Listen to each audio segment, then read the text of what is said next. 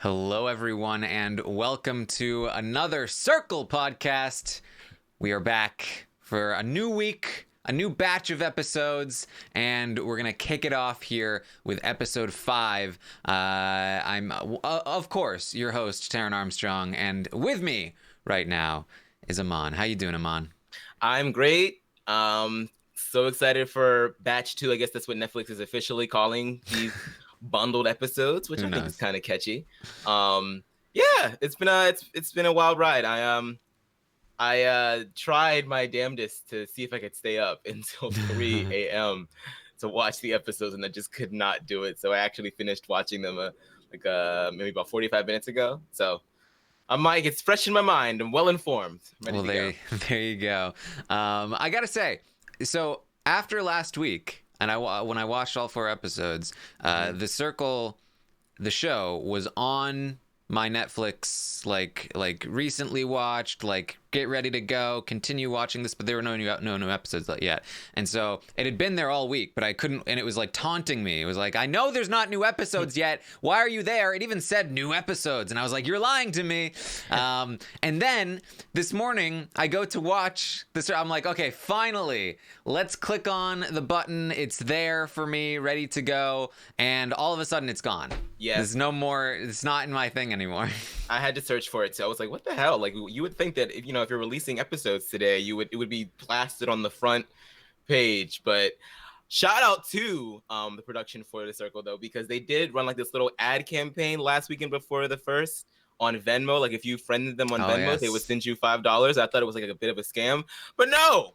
They sent me $5, and then today they sent me 50 cents. And 50 cents is not a lot of money by any means, but 50 cents is 50 cents. I didn't have it before, and I have it now. You're up to $5.50. I'm at to $5.50. Okay, so let's just see. I mean, how long this gravy chain. That's like, that's basically like Big Brother winner plus, America's Task Challenge, just in dollar form instead of $100,000. I'm just hoping that they are not like taking the cut out of like the $100,000 and they're gonna dupe the winner next weekend at like saying, oh yeah, by the way, it's only 75. We gave the rest of it to the fans. Yeah.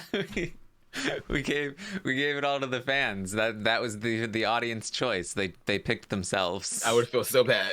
I'd be like, here, take it back. I don't want it. All right, we're here to talk about episode 5 of The Circle US on Netflix.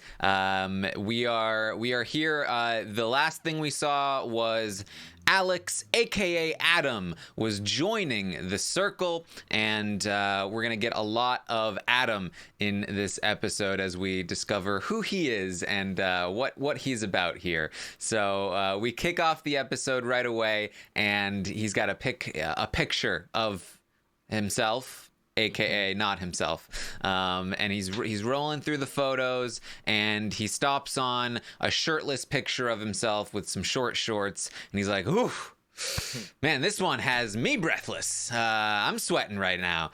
And he's like, I can't post this one yet. It's gonna drive them all wild. Yeah, I'm like, I was hoping that he was not gonna do that. And when he asked the Circle to stop on that picture first, I was like, oh god, really? You're gonna come out the bat swinging like that? Like, it's just kind of crazy. I mean, you don't want to seem like you're too much of somebody that's too focused on the aesthetic, even if it's all that you really have to go on. So I was glad that he was like able to recognize, yeah, this probably is not the best photo to go with at first. Yeah, I liked this introduction to Adam. I felt good about this. I liked his thought process when it came to picking the photo. I think he was correct that he doesn't want to go with the hot stuff right away. And I liked that. However, after the photo choosing, pretty much everything he did from that point on disappointed me. Yeah, it's interesting seeing someone who considers themselves to be a little bit less attractive using somebody else that they consider to be more attractive photos, because you get to see how they sort of like wrestle with, being in this position where it's like, oh yeah, I'm the hot guy now, but at the same time, I can't be too hot, so I gotta rein it in. But then that's just the aesthetic side of it. You still have to be the not super hot guy that knows that he's hot in the way that you talk to people as well. And I feel like because he didn't, I feel like, it all goes back to what you said when we were covering the UK version. It's okay if you don't want to be yourself and you want to use somebody else's pictures, but you also really want to put a little bit of you into the new persona, because I feel like that's a lot easier than trying to, be Adam and be this hot guy. And I really, because it doesn't always come off as genuine. Yeah.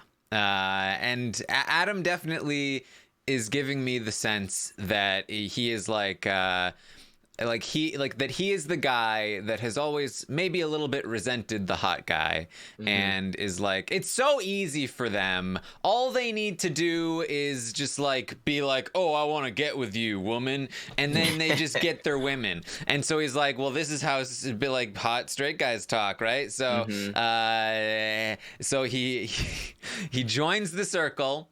And right away he's gotta start a group chat, and so that's he's immediately just going after the women. But so there are some responses to Adam joining. First of all, Miranda is basically, I'm realizing, the female Joey, where she sees a hot guy and she's just like drooling. She's like, whoa. Yeah, she's very easy to please in that respect, which I sort of like. You don't really get to see that character a lot in TV and in like reality television. So I'm glad that there's like a female character that is not afraid to just be like, look, this guy or girl is a smoke bomb, and I'm all about it. So it's kind of refreshing in a way. Yeah, it's honestly a little bit surprised. Like, she is so ridiculously attractive, and yet like at the same level of like water in the mouth as Joey. Able to recognize that in others, yeah. And I mean, I think it's just that very, very single part, of her bio just coming out. I think that she's just ready to. She's chomping at the bit. Okay. Yes, and unfortunately for Joey, he's not as cute anymore now that Adam's around. Me personally speaking, I'm more of a Joey person myself, but that's neither here nor there. Yeah. Well, as soon as I see the bio, though, I was not in love with the bio. I liked how he was choosing the photos, but I did not love the bio where he's like, I'm just like a dude living on the beach. I love my tacos by the beach. It definitely. Why is that such an Why is that like a go-to? It's like to tell, especially when it comes to the people that are really, really fit. You always have to you feel like you have to humanize yourself by saying that I like to eat tacos too. We all do. That's not a personality trait. It's just not. But okay. Yeah, look, guys, I know that I am basically a Greek god, but really, I'm just like you too. I like pizza and tacos. And I like all that stuff too, and I still don't look like that. So to be fair though, this is working with Henry Cavill, who plays The Witcher, where like all over Reddit they're just drooling over the fact that he's a PC gamer, where like he can be like, console, no, I play PC, and the online people are just like, oh, I love you. I mean he's a cool guy, seemingly, but yeah, I mean, it works in certain spaces, but for me, I just sort of like see through that kind of thing. But whatever. All right. Well, so Adam is like, Adam is the guy that gets up and works out all the time. But Alex, I'm the guy that wakes up and I listen to opera in the morning. Yeah, that's I guess that's a cool differentiation. Felt a little bit like a humble brag, like I am cultured. Yeah. Unlike somebody like Adam, I am cultured. Yeah, I mean, opera's cool and easily accessible, just like tacos. There you go. Joey says, respect to him. Nice beard.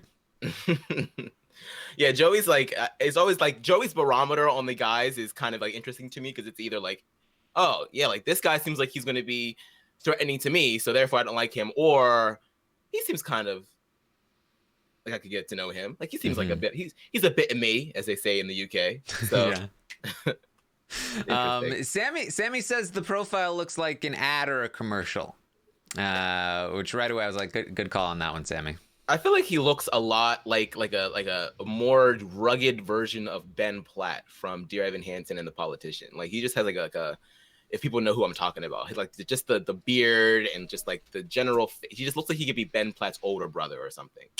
Oh yeah, wow. Cousin. That's what I thought at first when I saw it in the trailer. When he's pulled up the pictures, I was like, wait a second, is he trying to be a celebrity at first? And I was like, oh, that's just he should at some point just open up and be like, yeah, you know what, I am secretly a bit right. That is my brother-in-law or something like that. All right, so Adam has to pick a player to go out on a date with, and so first he needs to pick a group chat of 3 other people, and so his idea is that he's going to pick 3 of the 4 women to get to know them, which I did feel like was a little risky here because you're basically singling out one of the women and saying you are the one that's not good enough. Yeah. I really thought that he was going to go for the guys. I thought that would have been like, I mean, not that that's any less douchey, because then it's like, oh, well, all the guys are coming together to talk about the girls and which one he should take out on a date. Like, that's sort of like, ugh. But at the same time, at least you're not putting yourself in a position where you have to single one of them out. And, you know, all of them, well, because he had to get 3 people, right? And how many guys are there? So there's 3 other guys. So okay, so then, that would have... Yeah, if he had done the guys, then it would have been... Well, then, that would have worked. All the guys. But he is playing, you know, super horny straight man dude who needs to get with the women. So it had to be the women, I guess. Yeah, it was definitely... I agree. It was definitely risky. I thought for sure that they were going to not be as receptive. And there were a few, like, red flags going on for all of them, especially, like, Sammy.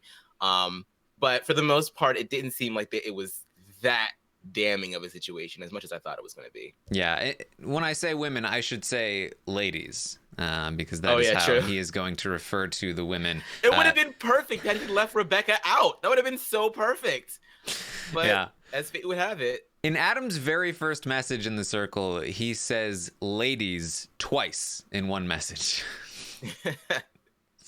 This is just like the quintessential like creepy thing to me, to be like, all right, hey ladies, how's it going? I want to get to know you ladies. Like, by the way, females, I'm really interested in getting to know all about the women and all of their XX chromosome ways and everything female. Yes. It gets worse because it's basically like, all right, ladies, which one of you is going to arouse me the most? I was so... Because what was the first message that he was going to send? It was like... it wasn't great or anything, but it was not as bad. And it was like amuse or like something else. Yeah, it was like whoever's like the most amusing to me, I'll take them out on this date. And then I was like, that's kind of, you might just want to say like whoever I'm really vibing with the most, because that's, you know, people are all about the vibes nowadays. That would have been a great word. But then for you to go immediately to arouse and then not even have any second guesses about it. And so... Oh, no. Aman got so mad that his connection went out.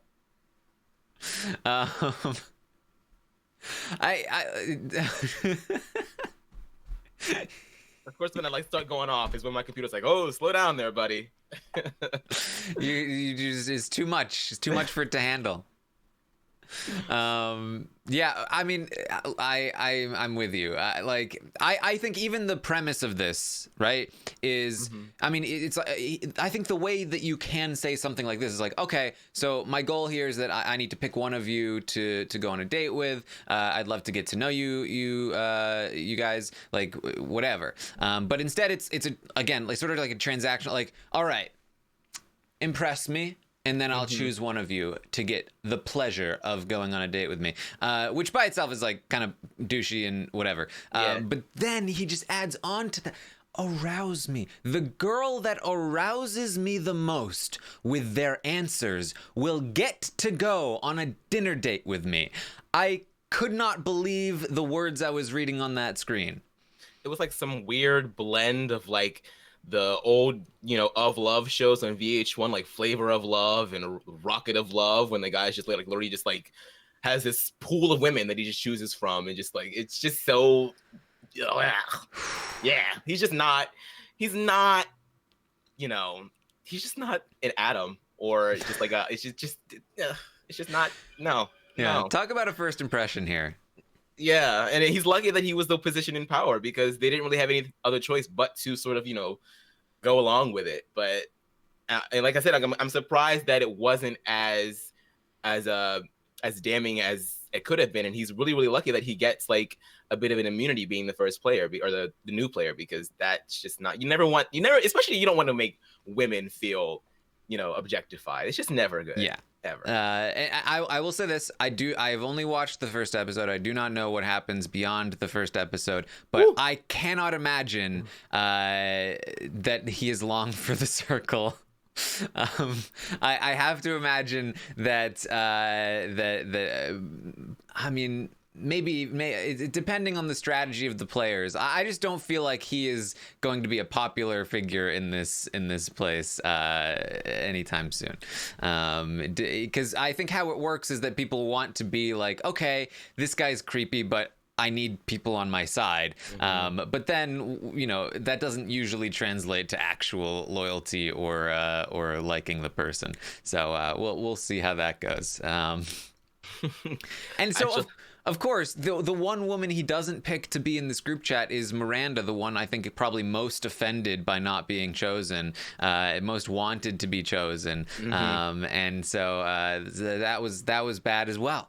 And I feel like she would have been like, not to make any assumptions about her character or anything, but I feel like she would not be as, I feel like she would be more willing to engage in that mm-hmm. kind of banter, and probably might not be as offended as the other girls would have been, but just not the way the cookie crumbled. Yeah. So the players that were not picked for the group chat, they're going to have their own group chat. And Joey and Shuby are like having fun, making jokes about Adam and all of that. And Chris is like, hey now, let's be nice. Let's not be mean. And Shuby did not like that. Shuby was like, big eye roll for Chris. Shuby is really getting a little big for his britches, I think. Yeah, it's really starting. He's that was a different side of him. I was definitely like, oh, okay, you feeling that blue check mark, huh? Yeah. Influencer culture is really just rubbing off on you, buddy. And I really didn't even think that what he was saying was really that serious. I thought it was like rather benign.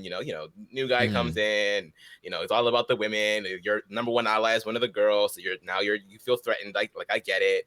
But still, like, it's definitely a stark contrast from the person that got into the game that was sort of just like, oh, let's just hope that everybody is great, and I'm gonna try and think the best of everybody, and we're gonna try and see past this social media smokescreen and just be as real as possible. That's an entirely different Shuby than the one that is like this guy, like, based off of this social media that I'm seeing, like, he can't be good.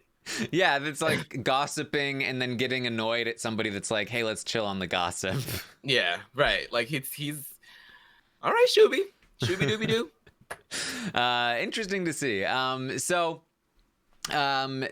the group chat goes on. Adam is, of course, taking forever to come up with things to say because he's got to get into the mindset of a hot guy, which is very difficult.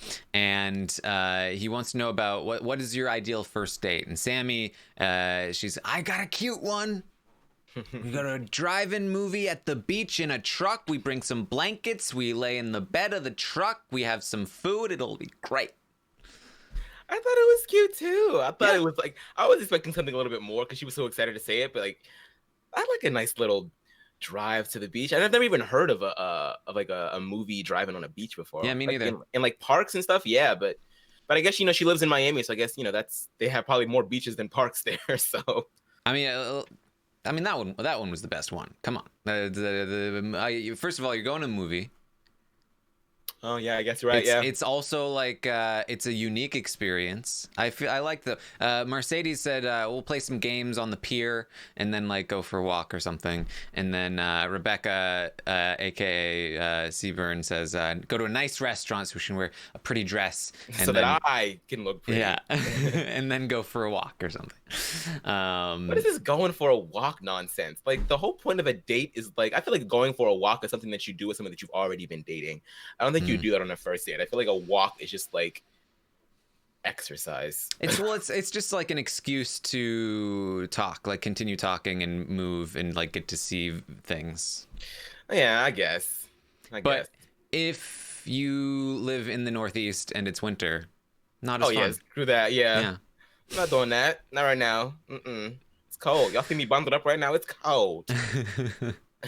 Oh, I mean, to be fair, I guess drive-in theater in a truck on the beach also wouldn't work in the winter. Well, I mean, if you live in Miami, do they get winter down there? Like, what's the winter weather like down there? Like Their winter weather's like our summer, like not really, 75 but degrees, 70 degrees. Oh, burr, burr, bitch, burr. all right. So then Adam, just because every time he talks, he needs to do something cringy.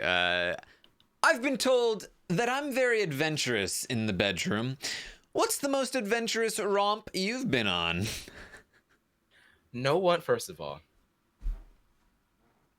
no one would ever actually tell somebody else you are very adventurous in the bedroom. That is not a compliment that someone gets if they are by any stretch of the imagination adventurous. Aman, you've never been told that you're adventurous in the bedroom? I have never in my life.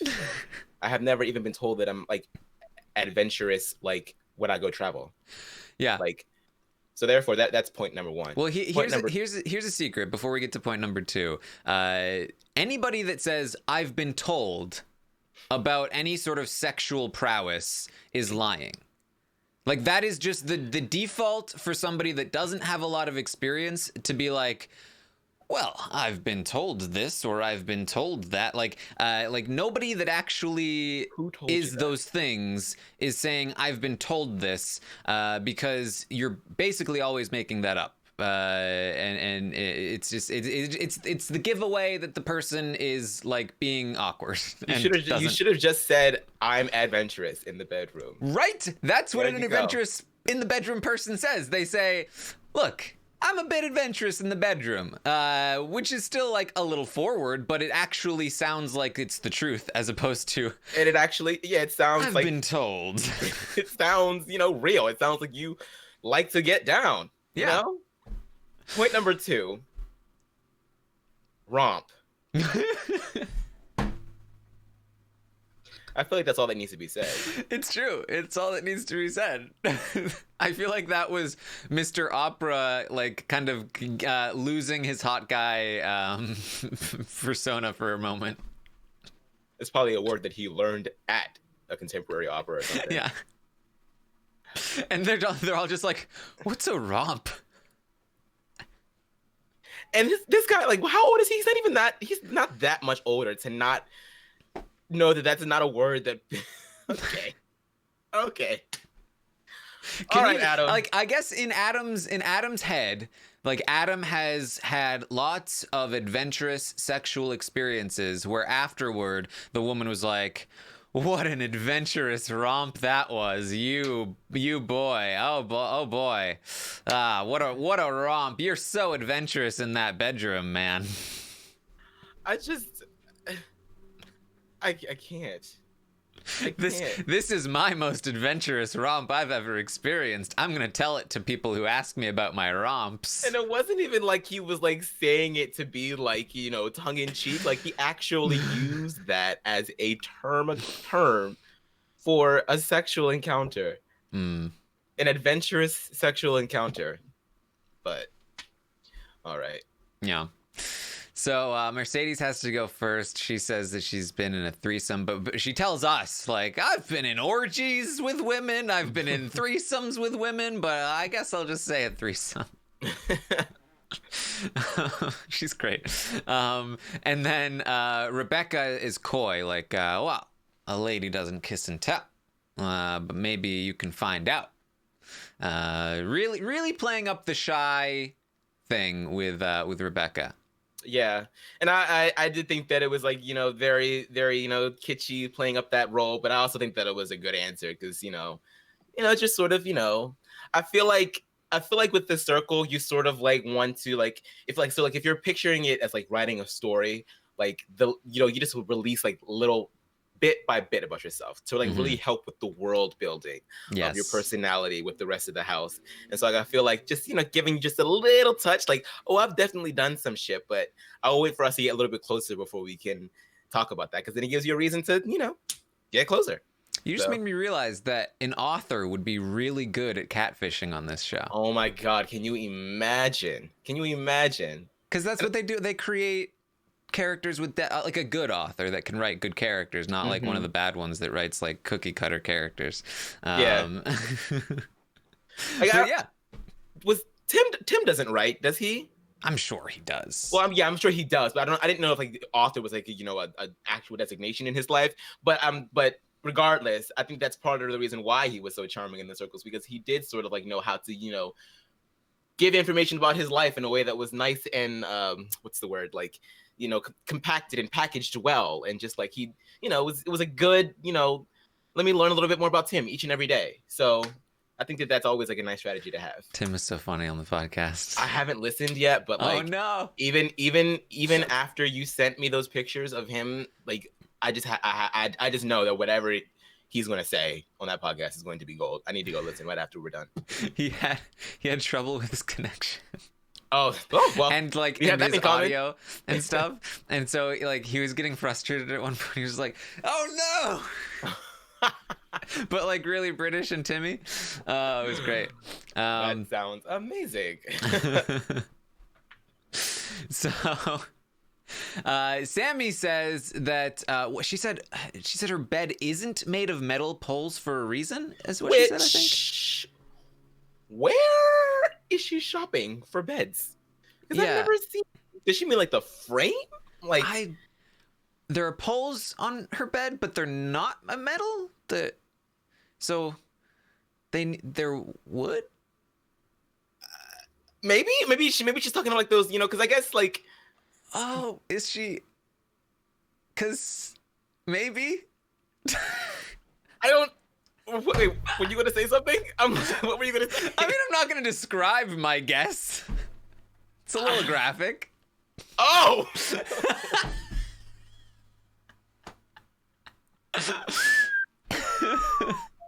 Right over my head.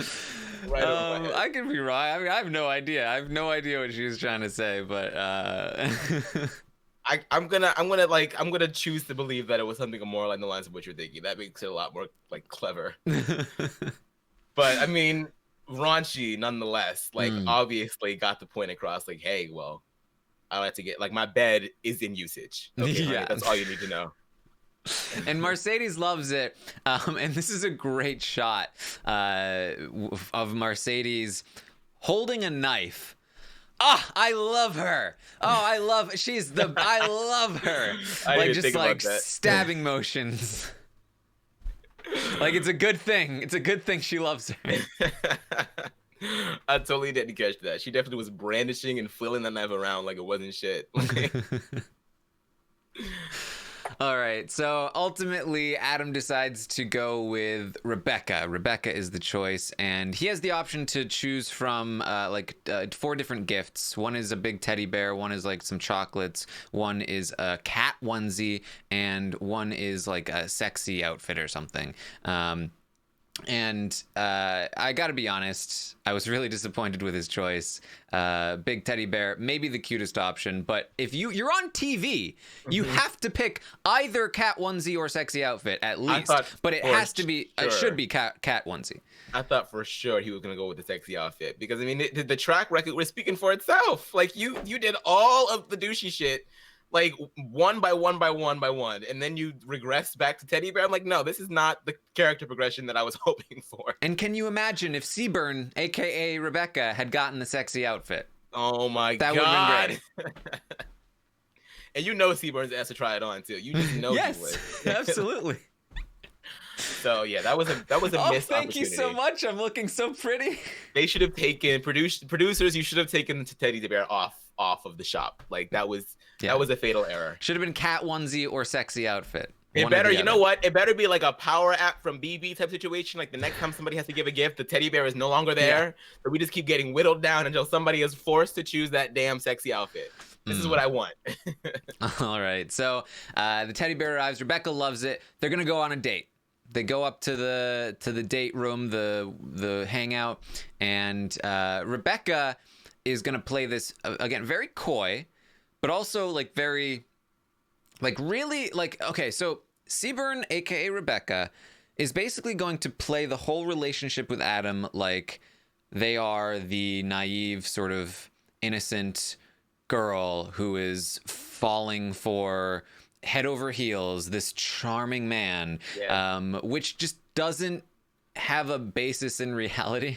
It's like fan fiction. Yes, it is. It is like fan. It's like somebody's watching The Circle and they were like, wouldn't it be great if Rebecca and Adam got together? And then they wrote fan fiction about it. And they were like, oh, you are so charming, Adam. Yes, I am. You're the cuddle buddy. And yeah, oh man, what a wonderful night we're having. The teddy bear made me melt into a million pieces.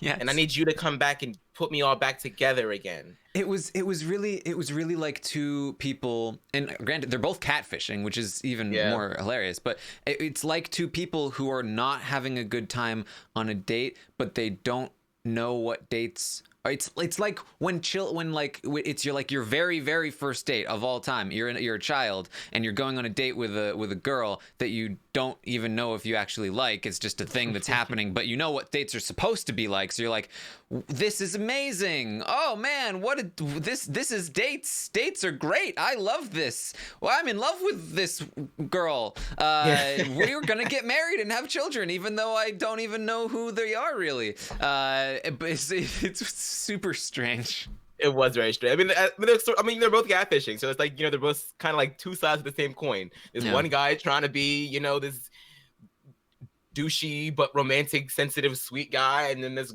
guy trying to be a girl that's like shy and demure, but like also like sexy if you wait enough time to get the goods. Like, I was surprised you were interested in me. It's the first time I've ever had a man interested. I was like, come on, what? girl. What? When you look, because you are using your girlfriend. Where is the respect for your girlfriend there? Right. When you look at your girlfriend, is that what you like? Do you feel like she is the type of girl that would never get any kind of male attention ever, and you were the first guy to have given her that attention? I guess there are some guys that kind of like wish that were true. You know what I mean? Yeah. Maybe it's like an a little untouched, bit of fantasy type deal. But once again, they say it's not. That's not real. No basis in reality here. Yeah. Just not a thing. Is it true that you're a heart stopper? And if true, will you stop mine? Oh, God, I forgot about that line. Ew. And then he's like, I'm killing it. If he was Sammy from season 2 of the UK, he would have been like, snapping his fingers. He's like, I'm loving it. Like, his version of that is just like doing some dances. I loved the shot when they went out and you see them both in the windows, and Adam is like super skeptical, and Rebecca is like doing a dance like, yeah, this is going great. And Adam's like, this is not going great. This is like the most awkward date I've ever seen in my life. Oh boy. Horrible. It's too much. It's too much. All right. Next day, Rebecca continues with the too much. Status update. My heart has melted after a great night. Oh. It's like, okay, I know I keep making really nerdy comparisons, but like this is like they're like a bunch of nerds on a role-playing server playing like a video game, and they're all role-playing, and like that's how it feels. Like Seaburn is like role-playing as a girl on a role-playing server, and this is how he just thinks that romances work, I guess. I don't know. I wonder if his girlfriend is watching and is like seeing her picture pop up next to these messages, like, what the hell? What the hell? Is this what I seem like to him? This is like a part of my legacy now. We're gonna have to have a serious chat when you get your ass back home. You know what? I do think it probably speaks kind of well to Seaburn that he just is really terrible at lying and pretending to be somebody else. Right? I guess that's definitely an optimistic way of viewing it. And I honestly, I mean, it's probably great because like he just he pictures his girlfriend like she's like this innocent, just like perfect, just adorable person. And I guess I can't be too mad at that. It's just not. As long as that's how she wants to be, like as long as he's not forcing that image on her. I guess it's better. It's better than portraying your girlfriend as like some floozy. I guess so. Floozy. We'll keep rolling along in this train with you, Seaburn. It's entertaining to say the least. Yeah. So they get into a like a group chat. The women, they're like they gotta discuss what happened. They gotta discuss the guys, or the guy here. And I felt like Rebecca sets this up. She's talking to I believe it was it Chris and Sammy, or was it Mercedes and Sammy? Chris and Sammy. I think it was Chris in there. Yes. And was Mercedes in there too, or was it just Chris and Sammy? I'm not sure, but Rebecca's bit like, are you ready to sip on your tea this morning? Like, here you go. I've got the juice. Let's go. This is gonna. And Sammy's like, oh, I'm ready for this. This is exciting. Like, they're prepared for like this big gossip session, and Rebecca's just like, he sent me a teddy bear, and it was so sweet.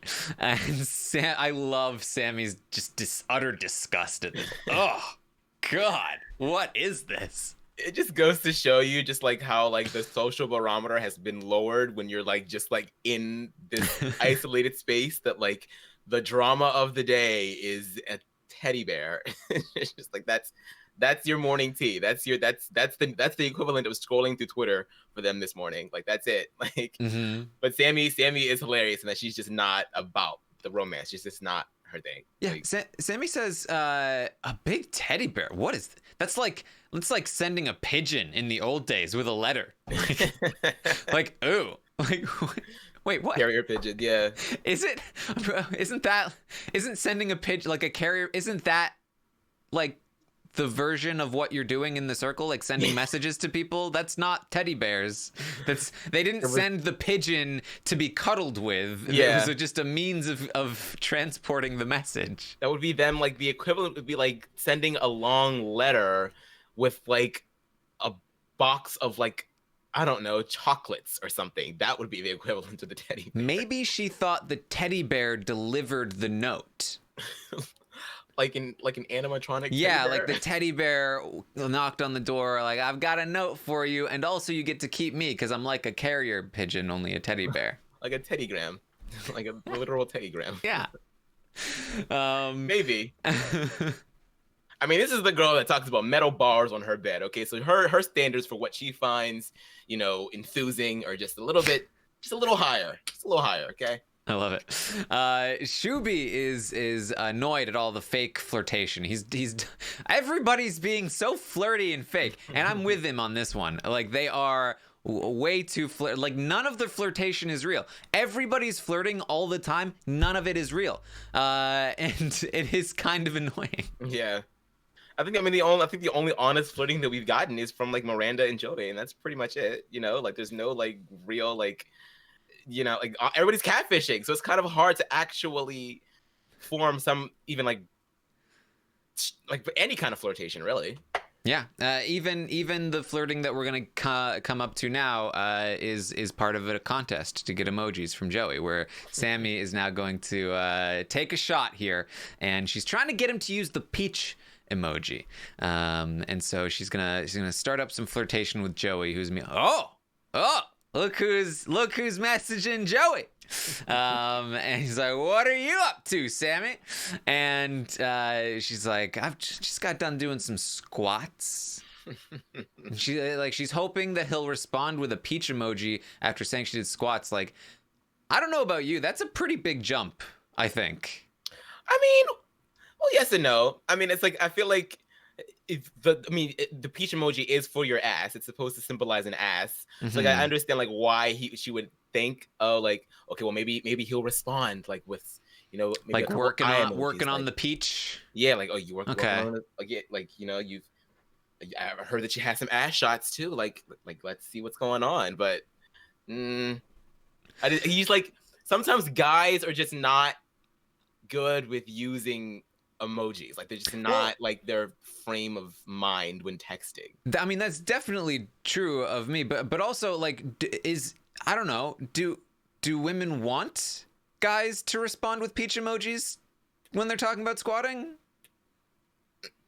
Because It is Joey, though. Look.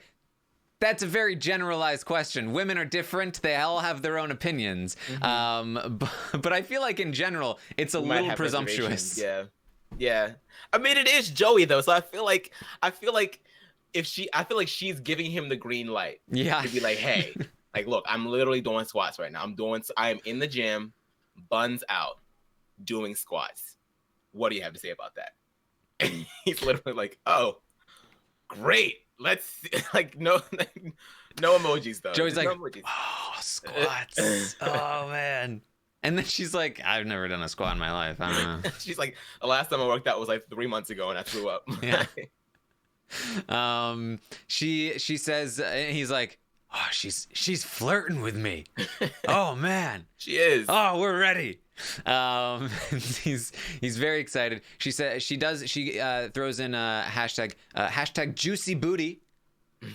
All right, that has to be a peach emoji. Come on, give it to me. No, nothing. It's just not in his lexicon. You know, like it's just not how he thinks about messaging. Yeah, I don't remember him being much of an emoji person, but I could be wrong. Like because I don't remember, but like correct me if I'm wrong. I don't think that they really had any like hard rules about this competition, her and Miranda. Why don't you just send him the peach emoji? Maybe he'll reciprocate that way. You know what I mean? Because you didn't say you couldn't send it first. You just said that you had to get it. If she had said, just got done doing some squats, been working on the peach, then maybe he would have responded. Right. Like peach. He would have been like, oh, peach. Oh, I know what to do with that. Like, just a little game of picture pages. He would have been like, can't wait to hold Oh man, I can't. It's too much. It's ready too much. To hold this, insert orange fruit here. Yeah. She references a private collection of photos, and Joey says, that's it. That's too much. I need a cold shower. She was correct in that, like, she wished that she could see his reactions because guys usually like will, lose their damn mind while the girl is just sitting there like, okay. All right. Can you imagine if Joey was like, all right, you show me yours, I'll show you mine. I would have been, woo. I mean, it is Netflix. This is online. This is uncharted territory. Okay, we could go there if need be. So next up is Rebecca and Shubi. Rebecca is still playing up the way over the top, like, oh, I had a wonderful night. My heart pounded in my chest over this. It was just the most amazing experience I have ever had. I think I might be in love. And she was like, oh no. Yeah, I love how he's like affected by that when he thinks everything else is fake. Like, oh, when you're coming from your sis Rebecca, it's like, oh, damn it. Shubi is he's a little jealous. Yeah. He's Adam, he's coming from my bromance. With Joey, he's coming from my my best friend Rebecca. I don't like this. He's coming from my life. He's trying to replace me. He's not. I think he's thinking about these ratings, and he's like, damn, like I need to stay in people's top graces, and this guy is coming in and cramping in on that. I can't have that. Yeah. No siree. So Shubi does not respond well to Rebecca's description of Adam, and I thought that this was interesting because Rebecca's response was like, oh, like this is a fake narrative that she's been spinning, that she thinks everybody's just eating up in love. Oh, Rebecca's falling in love. You're a little thrown off by the fact that people are responding in a weird way to an entirely fake narrative. Yeah, because that's generally how. Like, it's like, what is happening? You're falling in. Oh, that's kind of weird. Maybe it is weird. Maybe. Saw his first picture 1 day ago, girl. Yeah. Really? All right. But now it's time. Alert! Ratings! Alert! Ratings. We're gonna do some ratings. Mercedes. I'm gonna go one by one and list off each person's ratings that we were able to see. We see very few of them in general, but we started with Mercedes, who put Rebecca at number 5. Said, good girls can always go bad. Which I think it's an accurate read. I think that, Rebecca really hasn't given her anything to really despise yet. But at the same time, being that we know Rebecca's true nature, I thought that it was a nice spot to have her, at least in regards to Mercedes. Yeah, Mercedes has been pretty skeptical of Rebecca all episode long, and really over the past 4 episodes as well. But in particular, really responding a lot to all of Rebecca's like shy niceness. Basically, anytime Rebecca talks, Mercedes is like, "Oh my God, really? You're gonna? Yeah. Oh, you're playing it well." Yeah, like she just does not buy it. Yeah, and it's an accurate read. I mean, I really feel like if he does not Seaburn, if he does not try and like tone this down and like base his persona in reality a bit more and trying to give people a bit more of Seaburn just through a Rebecca lens, I don't know if it's gonna work out that well for him going forward. Even worse, the only person worse than Rebecca though for Mercedes is Joey. He isn't even talking to her. Yeah, it's like sometimes it's kind of hard to like know who's like ignoring who and who's like really good with who sometimes, because like we don't really get to see everything. But yeah, I was like, yeah, I guess I haven't really seen any of Rebecca and Joey doing that much of anything. I don't think I've ever seen them interact at all. Yeah, like not even in a group setting. Like I feel like that's just not a thing. Interesting. You gotta be careful of that. And she puts Chris at number 1. She trusts him the most, and that trust is reciprocated, because we are gonna see that Chris also put Mercedes at number 1. He loves her. That's his girl. Chris also put Shuby at number 4. He wasn't sure where he wanted to slot Shuby in, but he put Shuby in at number 4, which honestly might be a little too high for Chris, considering where Shuby lands on Chris. Yeah, and I was kind of surprised. I mean, at the same time, I guess they were just influencers together, so like maybe there's like a bit of like a little camaraderie there. But I was expecting. I thought that strategically speaking, I thought that it would have aided him better to place him lower. But whatever. All right. Well, Sammy puts Rebecca at number 2. Which I was surprised about. I didn't realize that they were that close.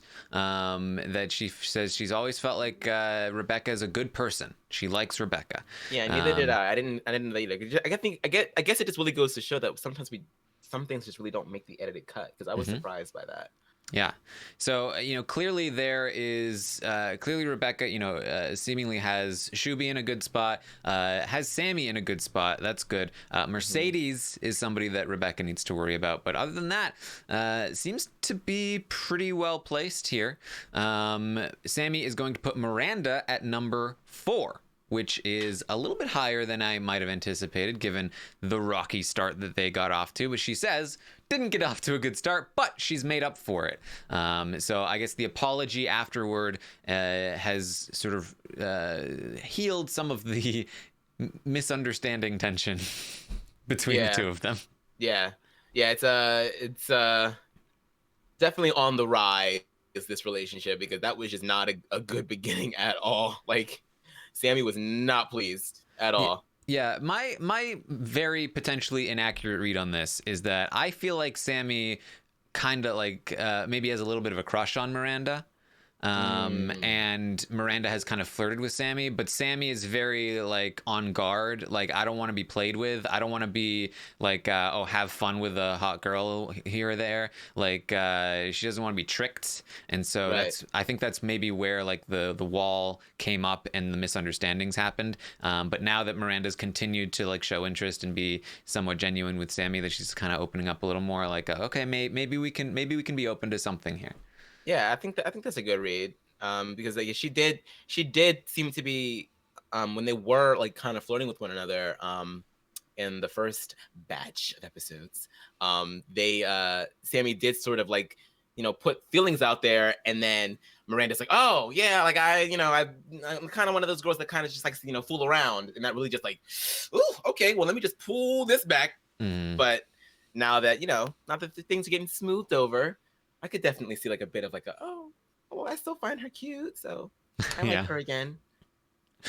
Shubi is going to put Sammy at number 3 after their talk in the previous episodes. He is really enjoying her and liking her. So she's at number 3. I imagine for Shubi that Joey and Rebecca were 1 and 2, and now Sammy at number 3.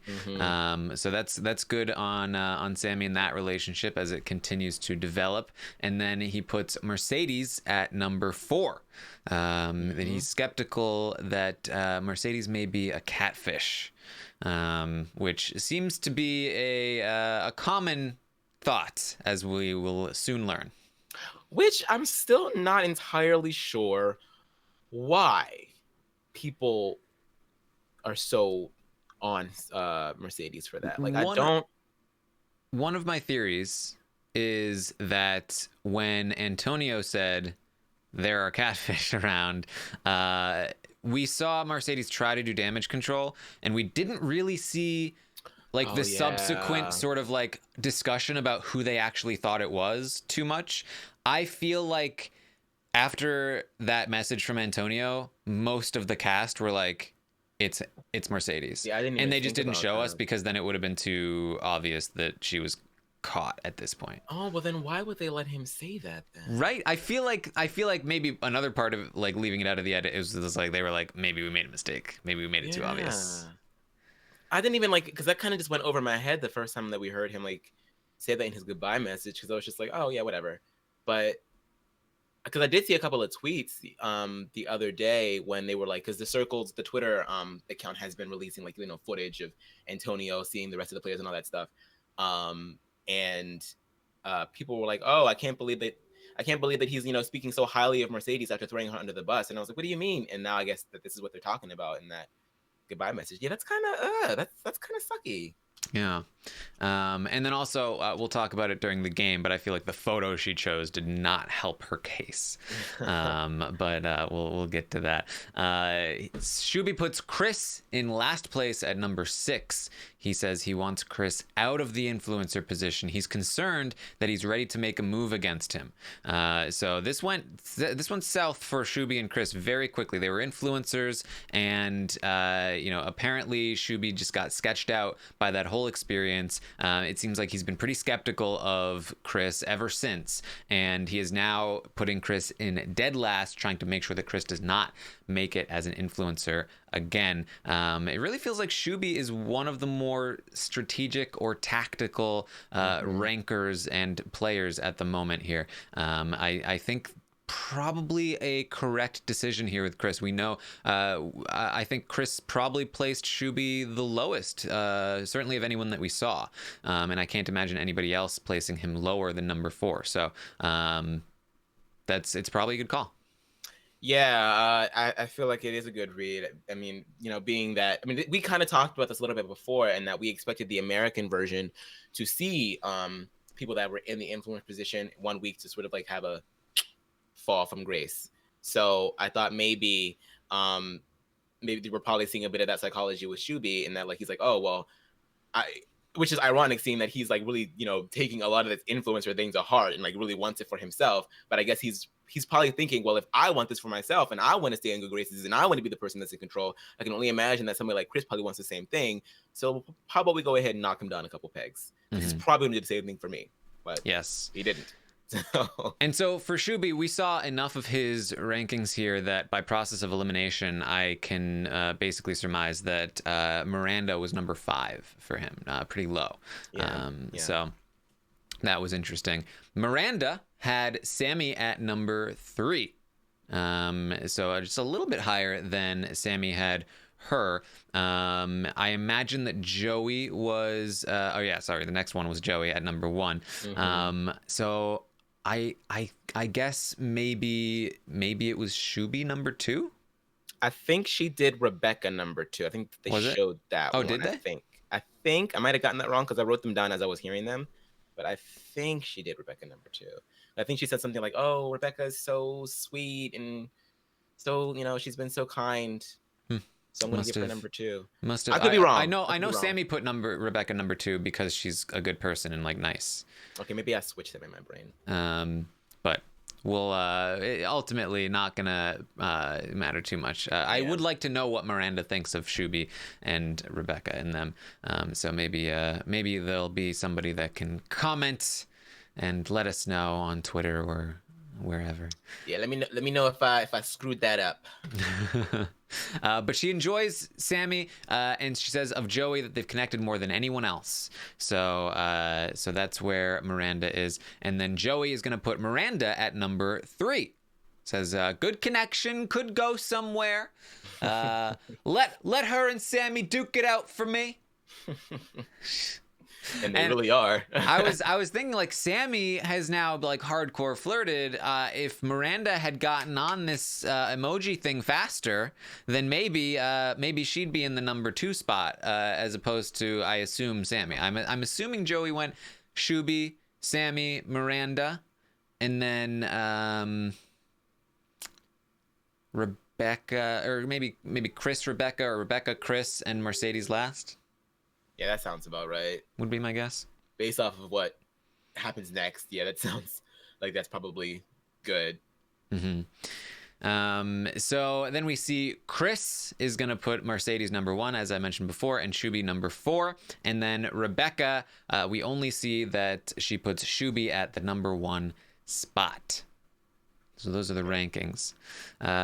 So then we get to the game, and this is a fun game. I like this game. Here we go. Hashtag this, it's called. And so they're going to choose a new photo, and they're going to give it a hashtag themselves. And then everybody's going to get a chance to anonymously add a hashtag to the photos. And Shubi is up first. I think this is a great opportunity.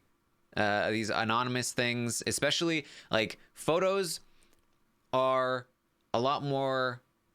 Like, when you have a photo out there, it's like you're revealing a piece of yourself. You're opening yourself up to criticism, and like, when somebody asks you a pointed question or they draw a picture about you or whatever, like, that's one thing. But when you put a photo out there and somebody like throws shade at that hurts a little more, because there's a little piece of you out there, a real piece of you, unless you're a catfish.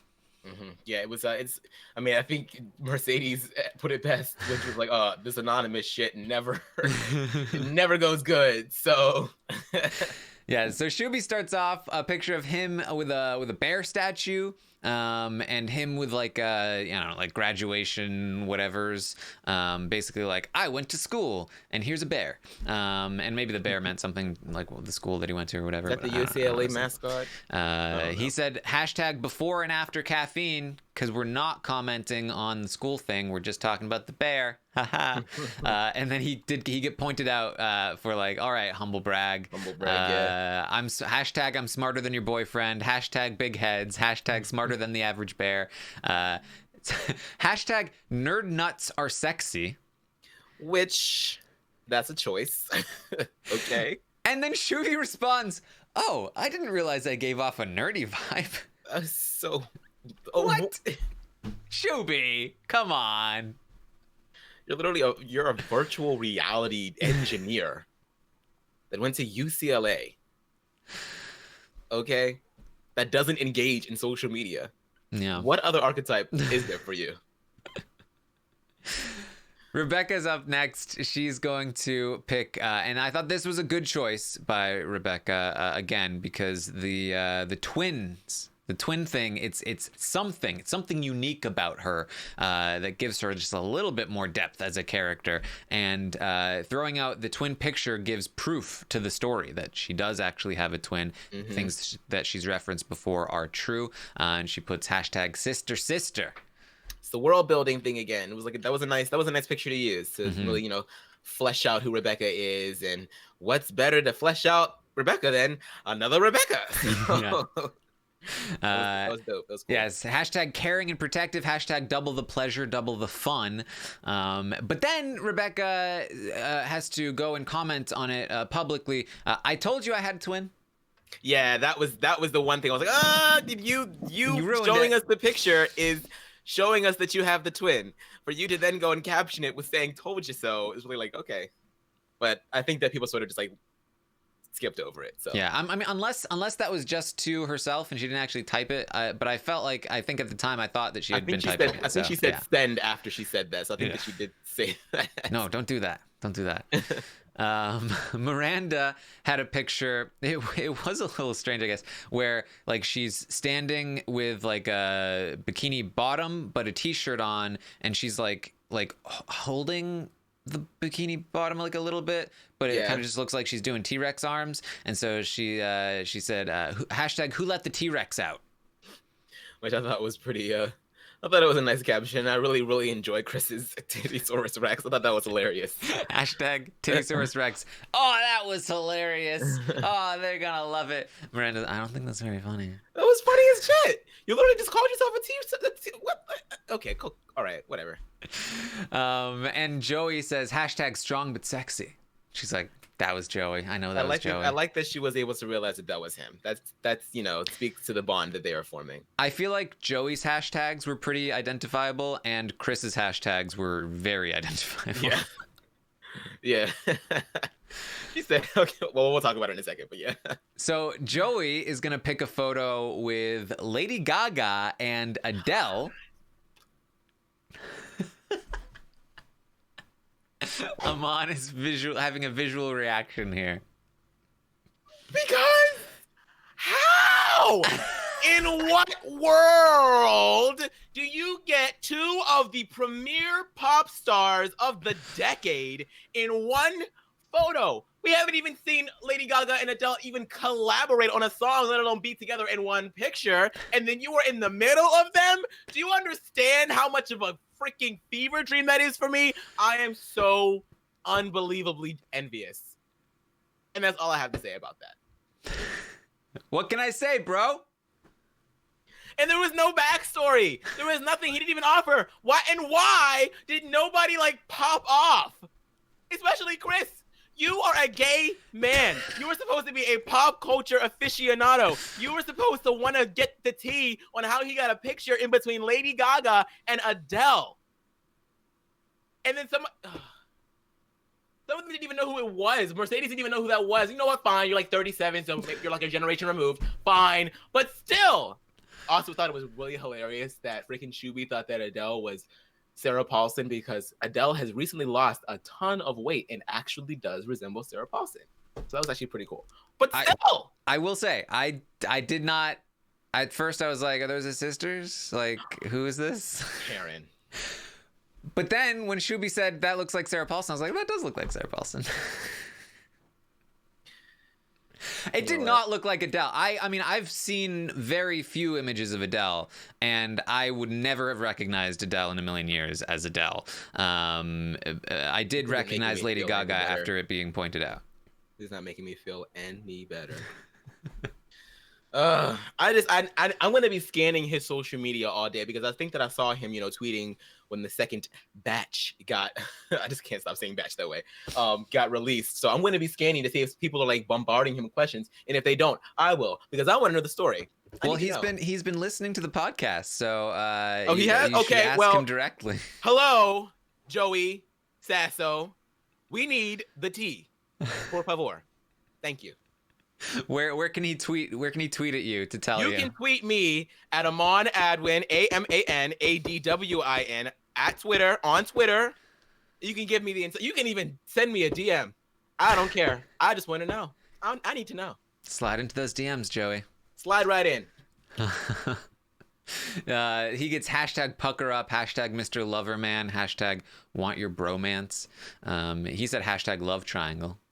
Which I thought, of course yeah. Adam is now going to pick the photo that gets him sweating, the hot guy photo. Like, oh man, this is a big one. He couldn't resist. He was just like, okay, I can finally use it. Here we go. Yeah, and he's like waiting for like these like gusher reactions. Like he's like, oh yeah, bring them to me. I can't wait. This is gonna be great. And I love Sammy so much.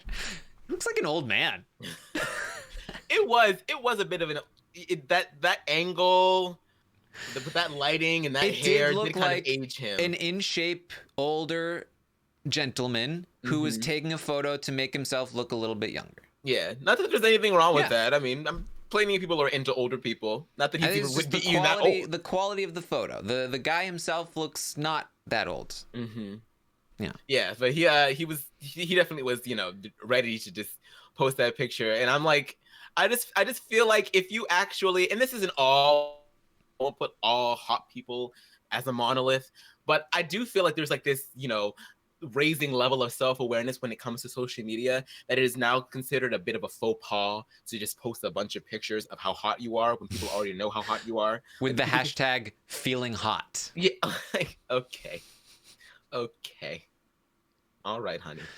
I mean, look, I think that people do that constantly. They do, but I don't know if they always do hashtag feeling hot. I don't think so. It's a little too on the nose. Maybe he was trying to do like a little double entendre, being that it's like in the sunlight at the beach, you know, hot weather, but still, honey. I mean, maybe that works if you're posting it as though you were taking that picture in real time. Yeah. when they know that you're in the. Granted, I imagine it's pretty hot in those apartments with all the lights, and that's why there's so many fans in there. But still. Hashtag damn Gina. Alex is like, that's my wife's name. I thought that was so funny because like damn Gina or go Gina is sort of like, you know, it's like a gay, you know, slang term, you know, because it's a typical name to use when, you know, giving somebody some affirmations like, oh, go Gina, yes. So I was dying at the fact that that was actually his wife's name. I was like, really? What are the odds? Yeah, and was it Joey that was like, or somebody was like, oh, that was Chris. Miranda. It was Miranda because she was like, Chris is always using weird names. Yeah, he's always using weird names. I was like, you're not wrong. Joey says, hashtag I'm buying you longer shorts. I think there's a little bit of leg envy there. Yeah, it's like, okay. It's like, oh, well, this guy's, you know, obviously showing himself off there. Let me just, you know, take him down a couple notches. But all right. Sammy says she's going to pick a tomboy picture. And it's, I guess, like a tomboyish picture. And she says, hashtag I'm the daddy. She looks just like the singer Kalani in that picture. It is crazy. I don't know if you guys know who I'm talking about. Kehlani. Looks just like Kalani in that picture. I was like, wow. Oh my God. Man, you're spot on with these comparisons. Usually people are like, oh, this person looks like this person. I'm like, It gave me such Kalani energy. I was like, if that had been her first picture, like how Alex used that first picture for Adam, I would have been like, oh my God, you have Ben Platt and Kalani playing the damn circle. It's crazy. There you go.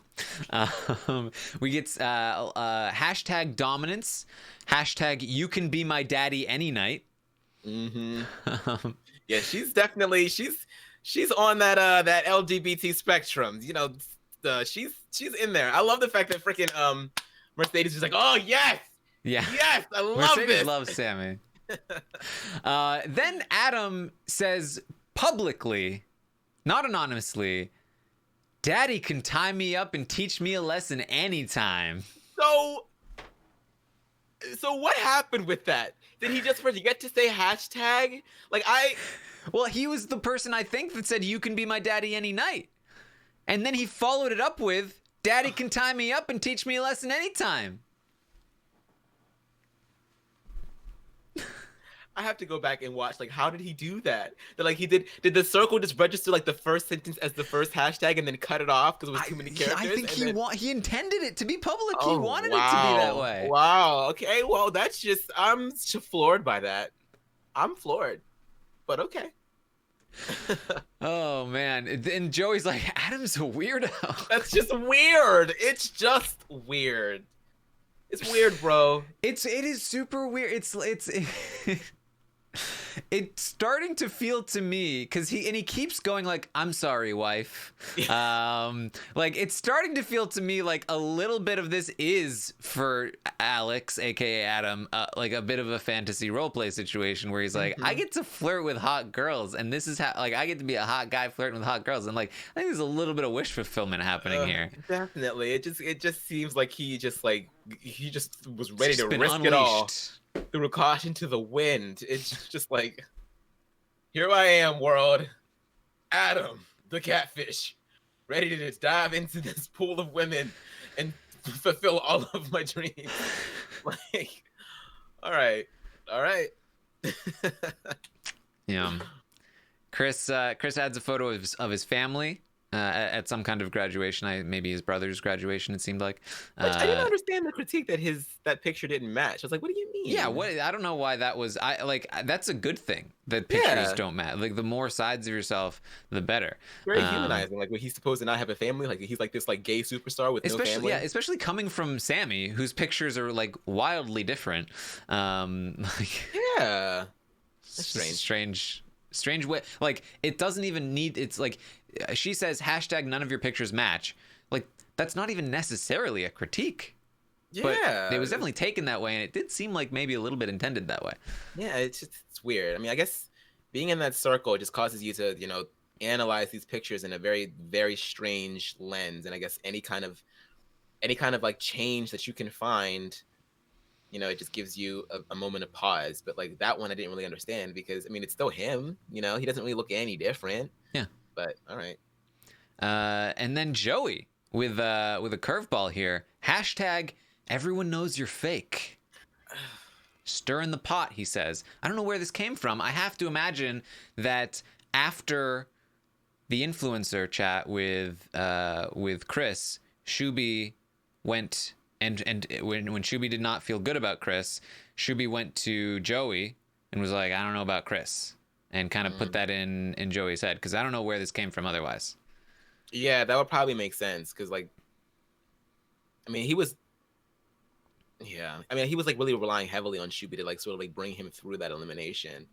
And so I guess Shubi, venting about the process, would probably give him pause to know that Shubi was the one that fought for him and not Chris. So maybe that's just sort of like him, trying to just stir that pot. But yeah, I mean, it seems like he loved Chris up until this point. That's what was like. You guys were like, strange.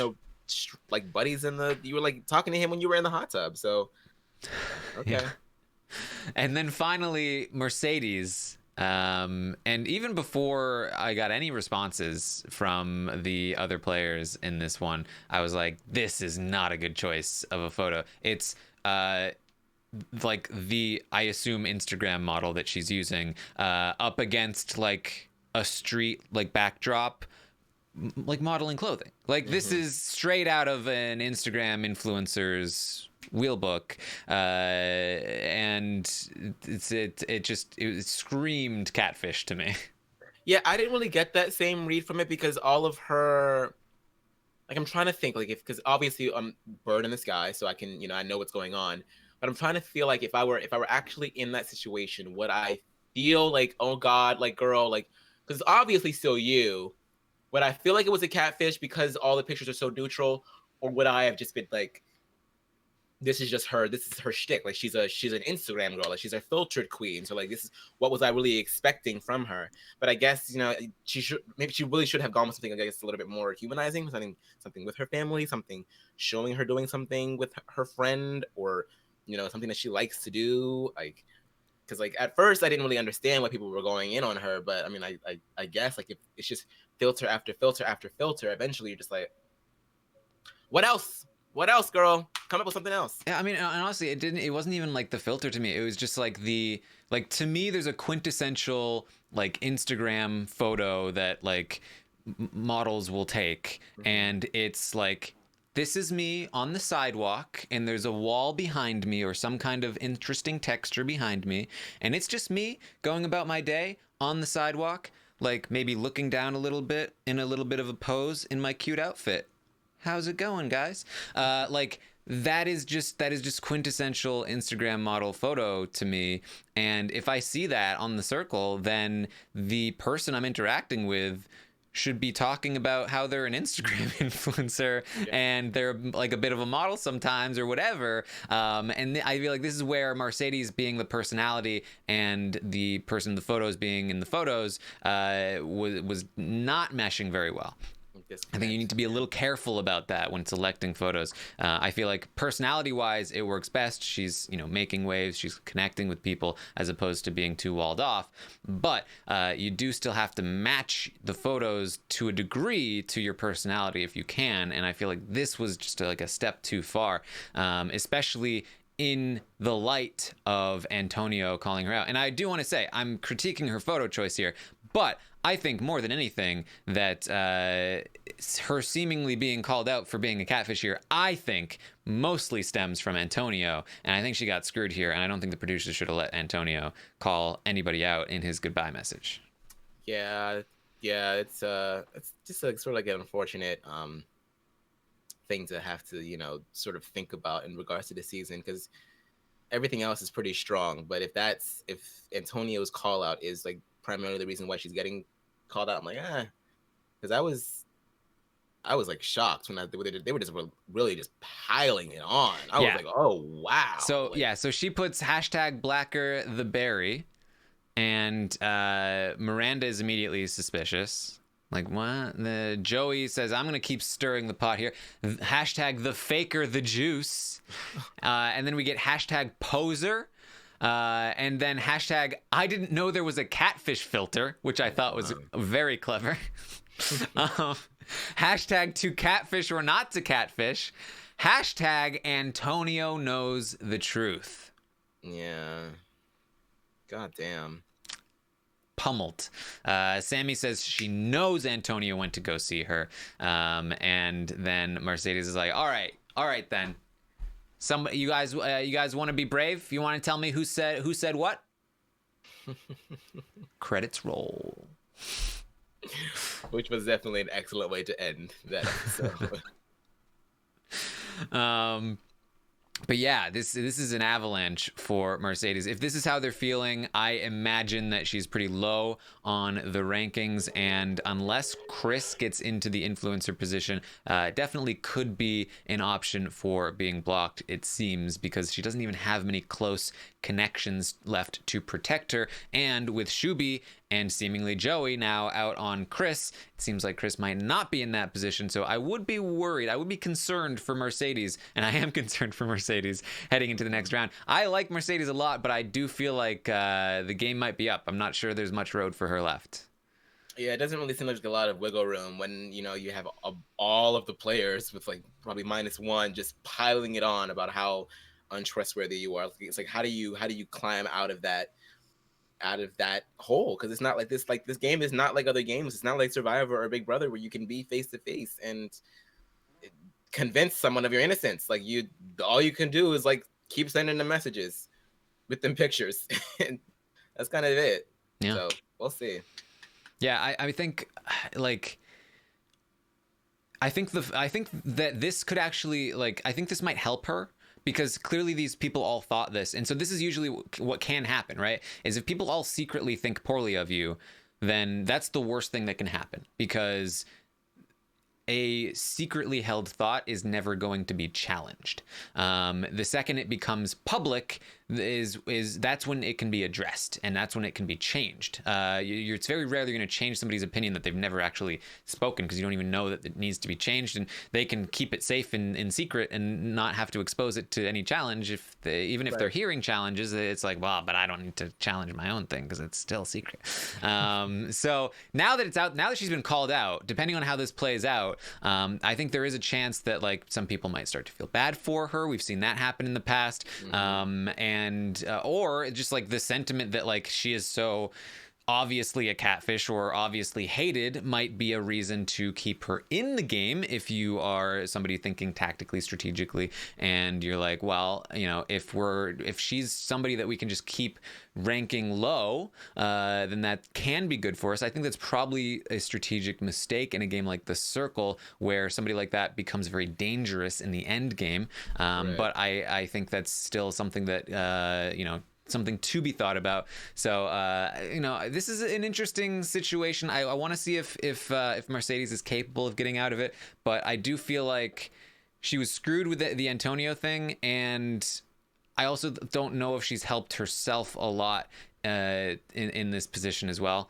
So And if she's taking, it's well, yeah, because we're interested to see, because if she's taking, because she could go the sympathetic route, you know, and we saw that with season 1 with Kate, and sort of like, you know, they all dragged her to bits, and then people started to, you know, let her back into their good graces, or, you know, it could be like a thing where she goes on the defensive, and that just, you know, pushes them further away. So we'll see. She does seem like go on the defensive kind of person. Yeah. I mean, I can't say that I wouldn't respond similarly, because like when everybody's just like, oh God, like it was brutal. Yeah. Brutal. Well, that's the thing though. It was true. He's catfishing. So yeah. It's kind of hard to like have righteous anger, right? It is hard. It's like a mental gymnastics. It's like, well, damn, like I don't want, but I mean, I'm lying, but like you don't gotta be like that. Shit, like. Yeah, why do you have to call it out like that? Like, right. Like, I'm just catfishing. Yeah. All right. Anything else you wanted to bring up, Aman? Nothing other than I am thoroughly enjoying the season. And Joey, if you listening, listen, I'm serious. I want to know. I want to know. There we go. All right. Thank you, everyone, for joining us. I will be back soon with an episode 6 recap as I go watch it and then record about it. So stay tuned. It'll be fun. Stay tuned indeed. You can find Aman on Twitter, Aman Adwin.